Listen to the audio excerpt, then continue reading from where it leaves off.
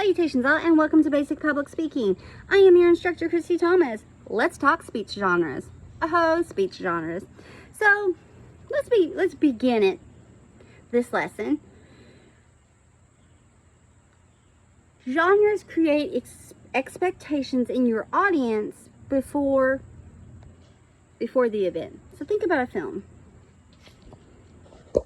If you're watching something in the horror genre, you're expecting to see something scary.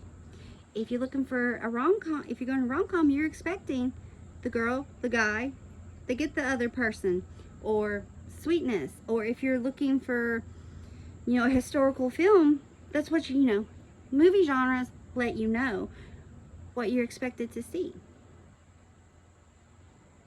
And music genres too, you listen to a genre, okay, well that's country, that's pop, that's rock, that's thrash metal, that's country, pop, that's emo, that's ska, that's jazz, all that falls in play. Well, public speaking falls in that as well. Different scholars, different theorists, different communication folks will argue over the number of genres. Some say it's just 2, informative and persuasive. Some will say it's 5. Some will say it's more. Some will say it's less. For the purpose of this course, we have 3. 3, folks, 3. Now, I'll just touch base with them here, but as we cover the lessons throughout the course, there will be more in-depth coverage over them. And the 3 that we discuss really in this course are informative, persuasive, and celebratory. So let's start with informative, because your first 2 speeches and your storytelling speeches all fall within informative. And it's pretty straightforward. You're telling us something. So there's different versions of informative. It's straight facts, or there's also how-to, which you do have a main speech that's a how-to speech, and that's where you're telling us how something works, how to make something, how to build something, how a theory works, how this or that, the how-to. If you think of if you watch social media, get ready with me videos, those are how-tos. Or they're showing you, cooking shows are how-tos. There's other kinds of other kind of things that fall into that genre of how-to, but informative speeches are just that. They're there to inform. So, book reports that you've maybe given in your educational career, those are informative because you're telling us about the book, or maybe you've done a film review. As long as you're not telling us to think something, it's informative. I say that is really the loosest, lax way to break the difference with informative, because informative and they all have a fine line. You can be informative, but then you could be celebratory. Or you can be informative, but then you can cross over into persuasive. It's very, there's lines that are drawn. And sometimes those lines are a little wiggly or hazy or not so defined, but they're there. Okay, so, as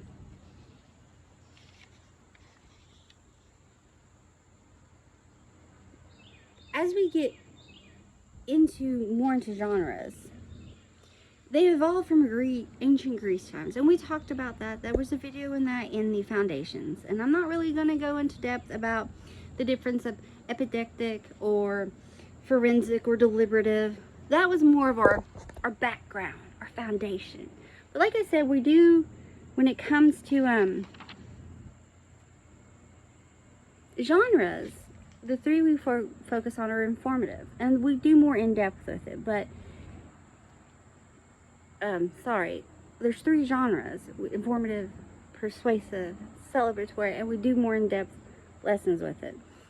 But informative, you're just speaking to inform us. Perhaps you're telling us of a wonderful product, or the order you should watch the Marvel Cinematic Universe, or perhaps you're telling us how to make the best brownies, or how to make brownies, or how to,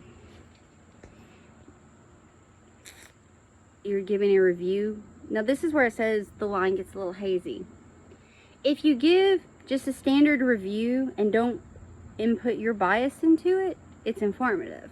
But once you start inputting, I think it's this and it's why, then you're moving into persuasive. So if you come in and say, I think the Harry Potter book series is better than the films and here's why, you are now in persuasive. But if you go in with just a review of the Harry Potter book series or the Harry Potter film series, just a review, not a bias, not saying this is better than this, is why, then it's informative. That's where the line, like I said, it gets a little hazy, a little wiggly, a little not so clear world. Now, so informative, to inform. Your first main speech is an introduction speech. This is you informing me about you. Your second main speech is a how-to speech, where you're informing me how to do something, or how something works, how a process goes, all that, you know, and the sky's the limit on what you choose to do. It could be food.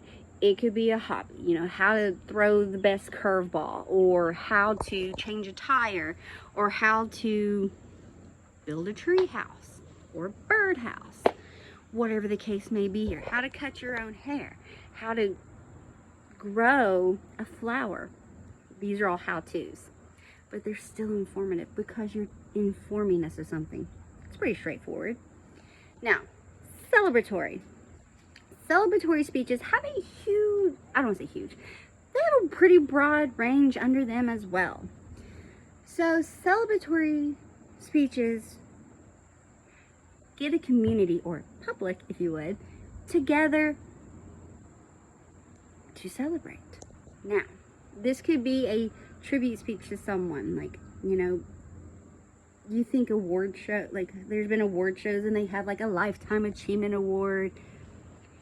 You're coming together to celebrate that person. Or they're also in, you know, memorial eulogies.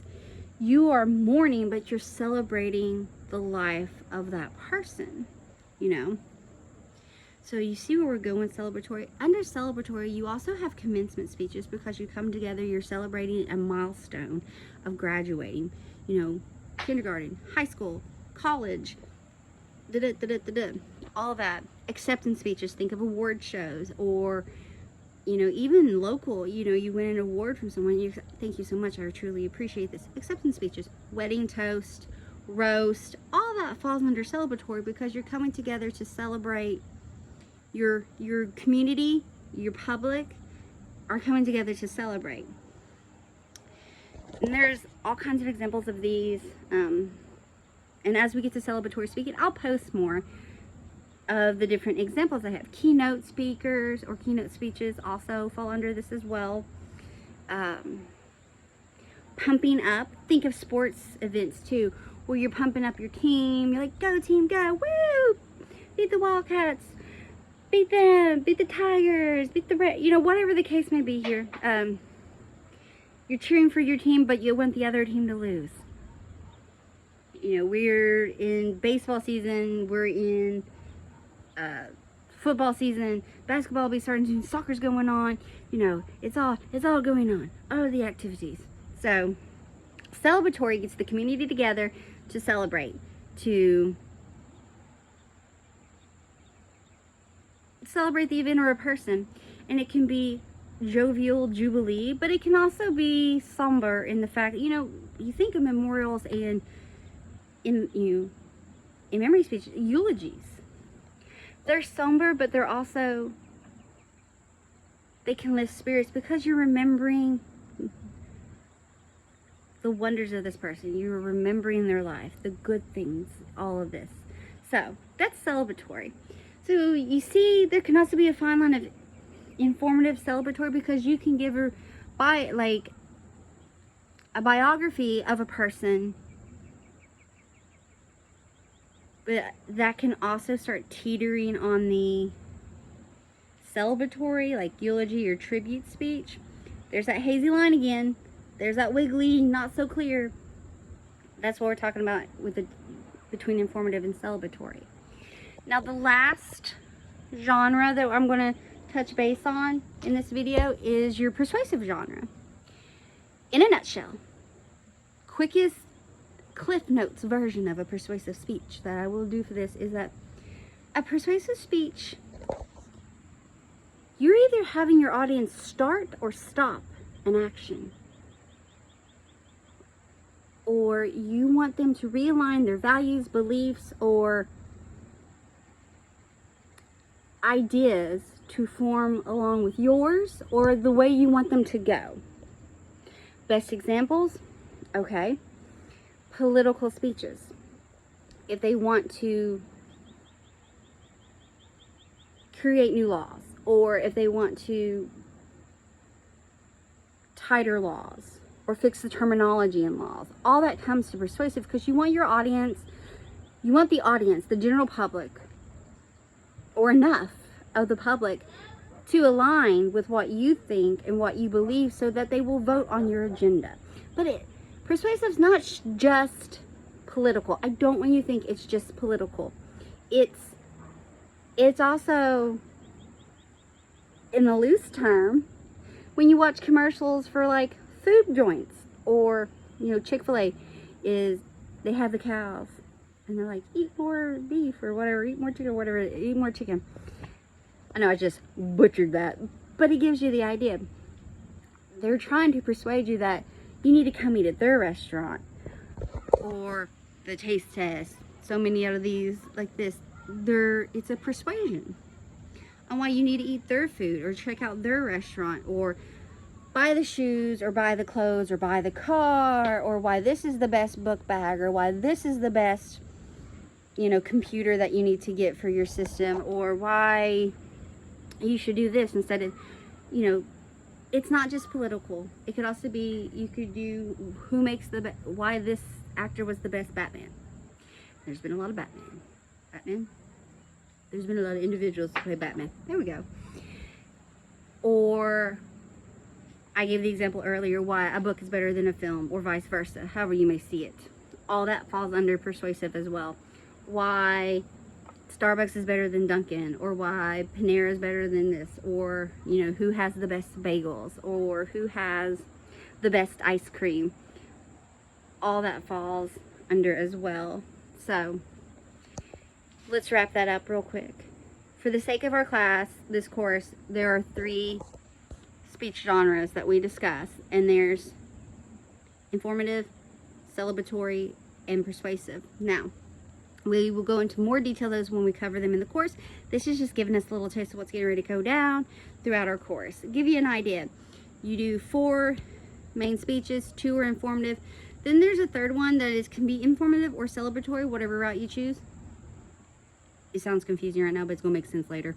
And then your final speech for this course is a persuasive speech. Now, with that being said, there's also 3 storytelling speeches. I don't care, you can do a genre, you can change your genres within that. The storytelling speeches are just created to get you more comfortable with the public speaking, with the storytelling aspect of public speaking, you know, nothing too chaotic. Anyway, folks, that's speech genres. Quick and easy. Well, quick for me, because normally I will make a lesson go for 20, 40, 30, an hour. Anyway, check it out, and check out the Word documents, the PDF, and all that stuff. Anyway, folks, I hope you have an amazing day and an amazing week. Thanks so much. Bye.